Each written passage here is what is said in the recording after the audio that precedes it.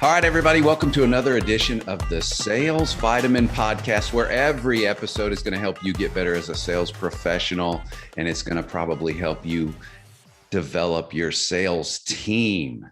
We've got a great guest today, David Dulany. He is the CEO of Tenbound. He also has a great podcast, the Sales Development Podcast. And he's also the co-author of a new book, The Sales Development Framework. So we're going to talk about sales development today, something that we all need a little bit of all the time, really. So David, thanks for coming on the show. Yeah, thanks for having me. We definitely see a pattern there with sales development. Yeah, absolutely. So Tenbound is the name of the company. That's a pretty cool name, interesting name. Kind of give the listeners high level how you got to where you're at right now and Tenbound and how that kind of developed and how you got to where you're at right now. Yeah, absolutely. So, I was selling sales training for a number of years with a big sales training company, but I had always wanted to get into the tech industry. So I got my foot in the door at a software company. And I noticed that there was a pattern sort of developing that a lot of software companies were breaking their sales team into the sales development, the SDR, BDRs, the account executives, the closers, and then the customer success team, which is, in charge of keeping the subscription going. Yeah. And so I kind of lasered in on the SDR world, ran some teams, had some good success there, and then started Tenbound as a sort of a kind of industry center, focused on that front end SDR, BDR world, and training, consulting, events, and that's been about 5 years now that we've been doing that. Okay, cool. And sales development, that's a general term, kind of a high level term. And your niche is that tech space, the SaaS space, where they kind of have, the SDR and that type of terminology. But from a high level, when we talk about sales development, talk to the listeners about, what that really means and how you kind of approach the sales development process. Yeah, absolutely. So it converges a lot of different trends that you see right now. Everyone's familiar with telemarketing and a call center and like a group of people that's, following up on inbound leads and going outbound and trying to set appointments, for Right. the sales team. I mean, that's a generalized term. Where sales development comes in is, there was Salesforce.com was sort of the first big software as a service company that went really big, 20 years ago. And they were the first one that sort of said, we're gonna separate our sales team into these 3 unique buckets and make everything from the get-go inside sales, digital sales. And so they were sort of the first ones that popularize the term of sales development as a team that's really focused on following up on the inbound leads and cold calling and going outbound and setting appointments up for the AEs. And they would then run the demos and close the deals. And once they popularized this, they sort of created a playbook. And there was actually a book written called Predictable Revenue, which if you're interested in this, you should definitely read. Yeah, Aaron Ross. And they laid it out. And so from then on, all the software companies would get that and they go, well, I want to become like Salesforce, right? So right. I need a specialized team. And, beyond sort of just telemarketing and kind of mindless, not mindless, but, just sort of reading from a script, this team really goes deep on understanding the market and using all the different tools and technology and doing, whatever it takes to connect with customers on the front end. Yeah.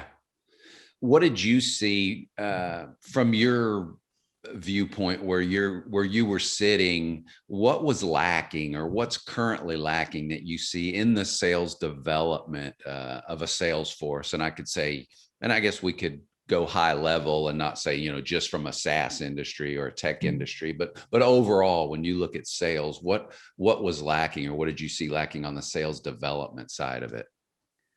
Yeah, definitely. I mean, 10 years ago when people started to really launch these programs and have people come in as SDRs, they were using primarily CRM, database. And so it was essentially just a file cabinet of names and phone numbers, and it wasn't really organized or optimized in a way for them to be efficient with Yeah. the data. So a lot of time was spent just trying to figure out, who do I call? What are the targets? Who's the, you know, what's their phone number and stuff like that. And that gap was really apparent at the beginning of this. I mean, it was just spreadsheets and post-it notes and trying to figure out, Yeah. next steps. Now, in the meantime, there's been a whole industry has developed as sort of a layer on top of the CRM that optimizes the activities of the SDRs. And just today, one of those companies, it was called Outreach. I think they raised like 20 million, $200 million or something. They're Wow. really, really going gangbusters right now because they fulfill that need of, organizing the activity to do prospecting and stuff like that. Yeah. Talk about the prospecting side of it a little bit. What do you see when you come into the organizations you work with? What are the key prospecting things that really need help, or you really have to work on? Yeah, definitely. And this is, for anybody, even if you don't have an SDR team and you're doing, I mean, at most sales organizations, the salesperson is doing everything, right? They're Oh yeah. prospecting, closing deals, taking care of the customer, and even in the software industry, they're still having to do that. It's just the SDR team is there, to laser focus on the prospecting. Right. And so what we see a lot is unstructured data. And so what that means is like what we were talking about, where there's just, here's a list, here's some accounts, here's some people we think maybe work there, we're really not sure, and go have at it. So people come in and they, instead of being, having a disciplined process to reach out to potential customers, Yeah. they spend their whole day kind of doing research, and Yeah. they become a highly paid research team, which is not the best use of their time. So we see that a lot. Yeah. Rather than adding value and filling the pipeline, they're just doing a lot of busy work. Yeah. Which is kind of typical because people don't want to prospect. They'll do anything, I think, myself included, at times where, man, if I don't, what can I do not to prospect? So Anything. yeah, that's interesting. Now, Yeah. what do you see from the really good SDRs and those associates? What are they doing that separate themselves from the pack when you work with the companies that you work with? Yeah, definitely. And so I see some next level stuff out there because Yeah. we're working with companies. We do the conference, right? So they're coming on and they're doing presentations about how they do their sales development process. And I'm still, after doing this for a long time, I'm like, holy cow! I mean, they're really efficient. And Yeah. one of the things that I see a lot is you could kind of divide the thing into, there's people, processes, and then the technology that's available. Yeah. And where people go straight to is they buy some technology, they plug in a few tools, for the team, hire some people, hopefully they'll work out, right? But they miss the process component. Right. And it's boring, it's not fun, to do. Right. But really, if I could give one piece of advice, is take a step back and look at a blank whiteboard and write out just boxes, X's and O's of what is the process going to be for your outbound prospecting, from taking a cold list, of people, and what are going to be the steps in order to, connect with them, have a quick conversation, and set up a sales appointment. just write that out, Yeah. and even if it's a version 1, and then have the discipline to stick to it for a long enough time so that you can start to get some data, from the process that says, according to this, over the last few months, I have to make at least, 25 phone calls a day in order to reach one person. And then when I do reach that one person, I have to be better at asking questions and getting them to talk, and so that you can start to kind of massage the process and improve it. But right now, that's the main thing. A lot of people are just sort of going at it without a process written down, and you can't. There's nothing to lock in on. Yeah, it's amazing. I was talking to another person on a podcast a couple of weeks ago, and he said, and it was a pretty good point, that even if your company doesn't have a process, you need to create one, and to be able to do what you just said, so that you can be dialed in when you take the customer and lead them through the sales process. I think that's what you're saying. Yeah, I mean, and it's like anything else. I mean, you're given some tools, you're given some guidance. At good companies, you might get some training. There might be a process, Yeah. But at the end of the day, it's just like anything else in life. Like you got to pick up the tools and then go above and beyond. So if you're just sitting there and you're like, well, the company doesn't have a process, the data stinks, and I don't know what, you have to take personal ownership of that and make something out of it, because that's why they pay us good money in sales, right? So. Absolutely. And so when customers come to you at Tenbound, what are they struggling with typically? What do these C-level executives or leaders in sales come to you and say, "Hey, David," and they engage with you? What are they typically struggling with that you have to come in and consult with them on? Yeah, one of the main things is it's a relatively new profession, really. I mean, even in the tech industry, it's been sort of a known item that you need to have an SDR team, prospecting and following up on all the inbound leads. So that's sort of the, people know that you have to have this team, but they're still trying to figure out where it should report a lot of the times. Okay. Should it be a marketing function where, they're attached to the marketing, they're getting all the leads, they're following up on events, and then the marketing team makes the list and they cold call on the list? Or should it be a sales function, right? Because it's called sales development, and Yeah. they're setting up sales appointments, So to your question, when they come to us, it's usually sort of a hot potato, at the organization, because there's not a lot of expertise out there about how to do it. And then a CMO or a VP of sales suddenly inherits, 6 people who are supposed to be setting sales appointments. And they're like, what do I do with, where do I start? Right. Yeah. And the manager leaves. You really have to have a strong, experienced manager if you're beyond more than, really. I mean, even if you're just starting a SDR team, have a player coach who's run the program before, but you got to have a really strong, experienced manager. And so if that person suddenly leaves and now the VP of sales is in charge of this, they're going, what are the metrics? What is the process? How do we know if we're doing well and stuff like that? That's usually when we get the call. Yeah. And you've got a new book out, the sales development framework. What's the, high level, what do you and the co-author where do you hit home on this book? What's the high level theme of this book? Yeah, I mean, and I joke around, but it's like, instead of hiring us, you could just buy this for $20. But you got to implement it, though. That's right. That's where we add value, probably.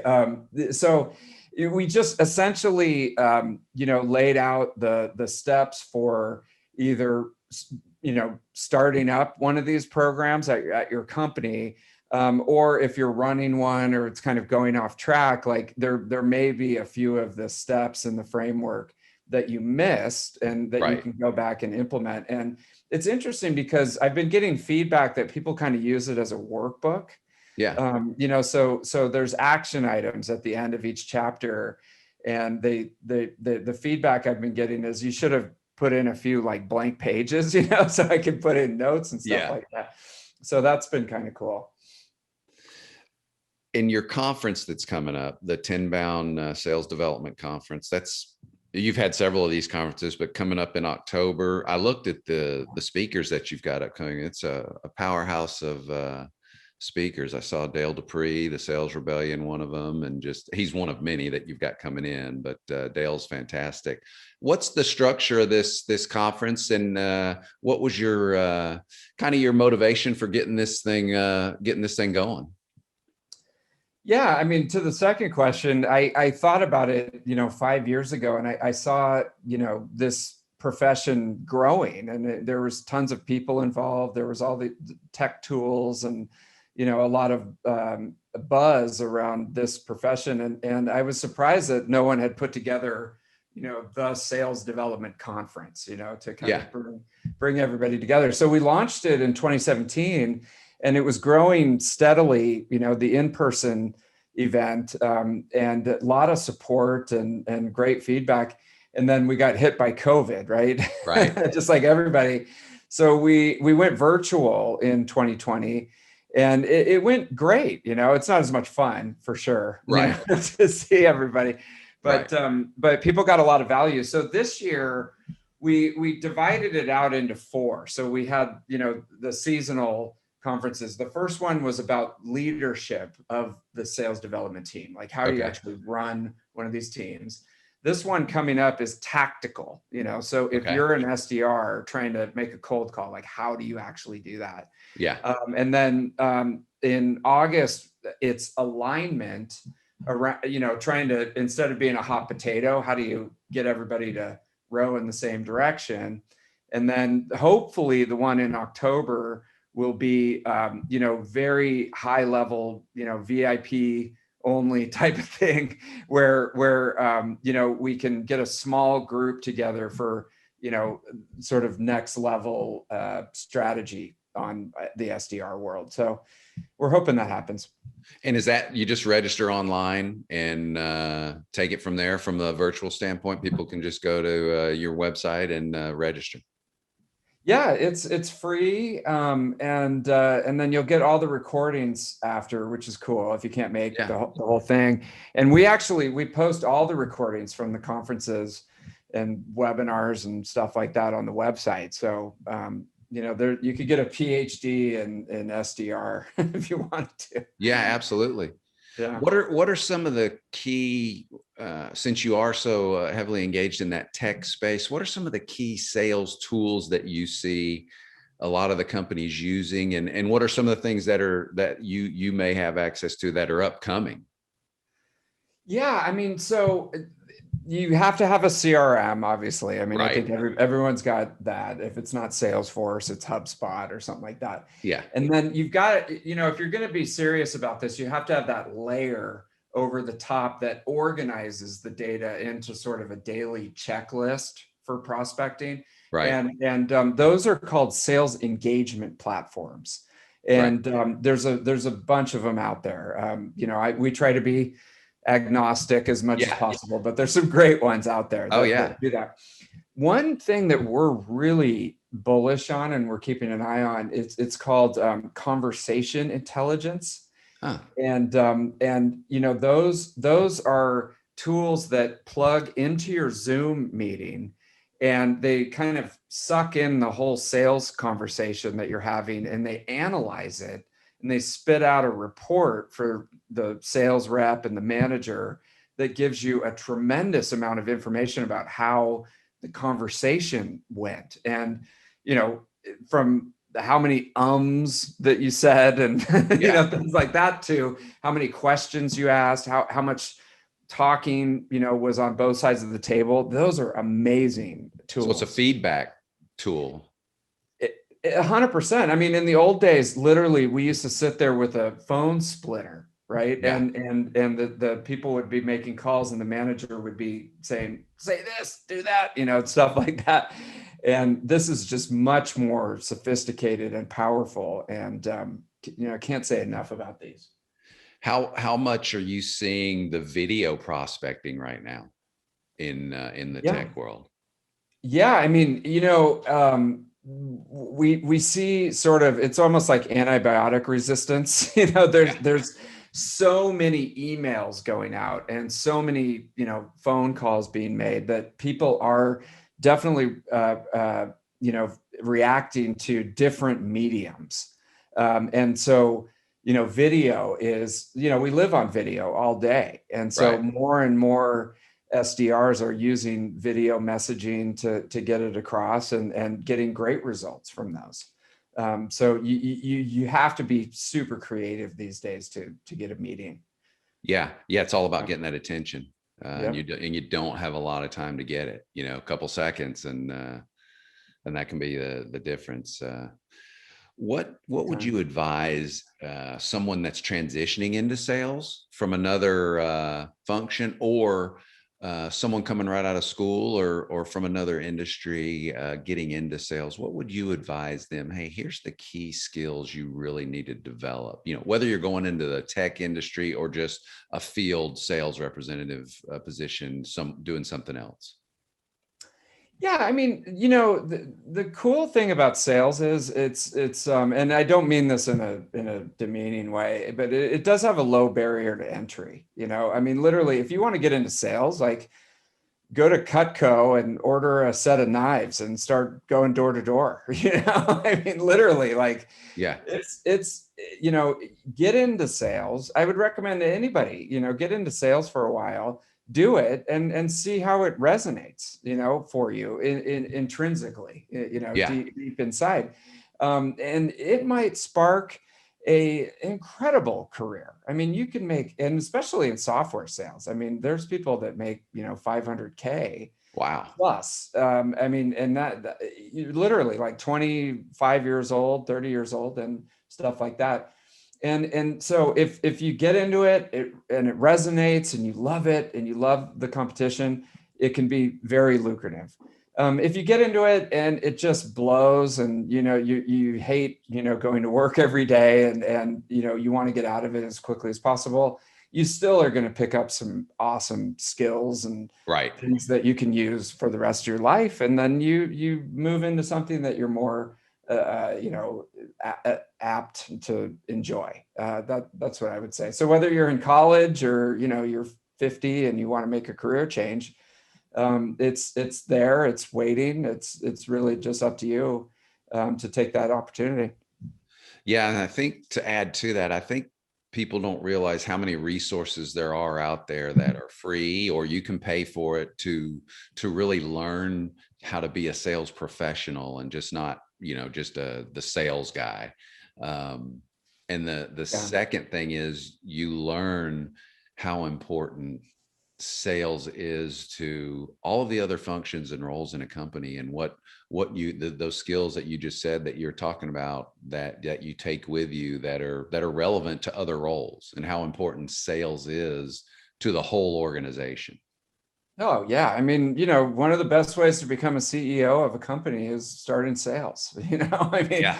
you literally, like, if you look at a lot of Fortune 500 companies, they're not all, ex McKinsey consultants. They're a lot of them scraped and clawed their way up from the, mail room, went into sales. And because, if you're the CEO and you want to hang out with the top salespeople at your company, I mean, they know everybody in the industry. They're savvy. They're great communicators. They're a lot of fun a lot of times. Yeah. Next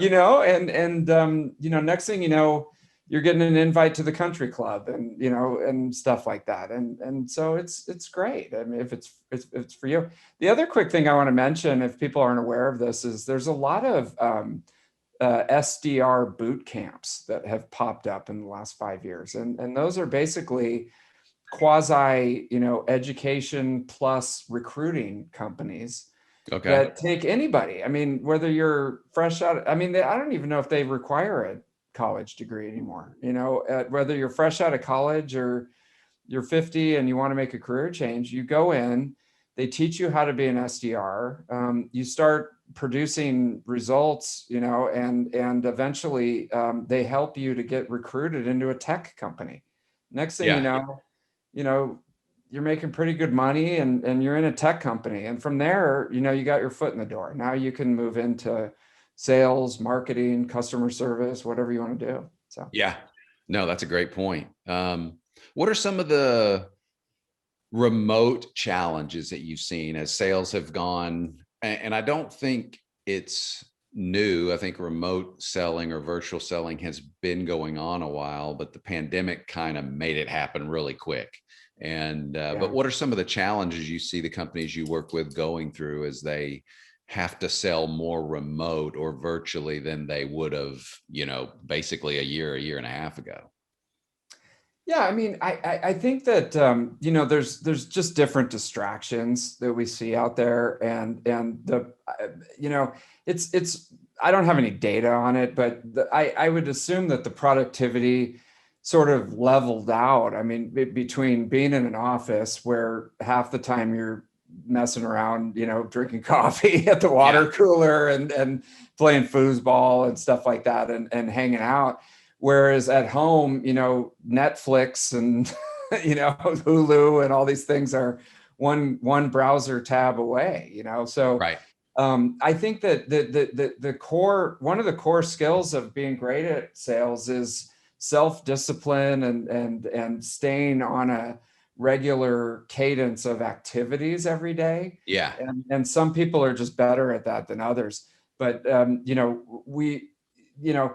a business perspective, from a cost perspective, especially tech companies are loving this, because now they can drop their lease in downtown San Francisco and, get rid of all these airline tickets. And I mean, it's got to help the bottom line. So they're doing everything they can to set up hybrid, remote work from home things.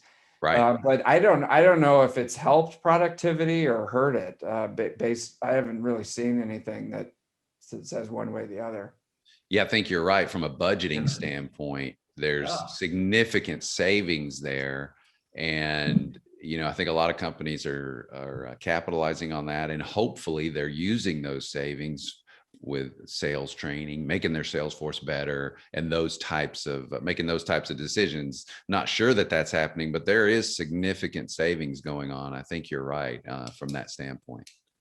Yeah, for sure. I mean, we're a small, remote company. We're remote from day one, obviously, just in the tech industry. But I did have a WeWork, subscription, and it was nice to go in, 2-3 days a week, just get out of the house. And I mean, that was like the first thing that we dropped, in the pandemic, because it's like, I don't want to, it's like World War Z downtown San Francisco. I don't want to go there. Yeah. Wow. So, no, that's true. Yeah. So what is the best way for the listeners and anybody in the sales profession to get a hold of you, to get a hold of Tenbound, and to take advantage of what you offer there?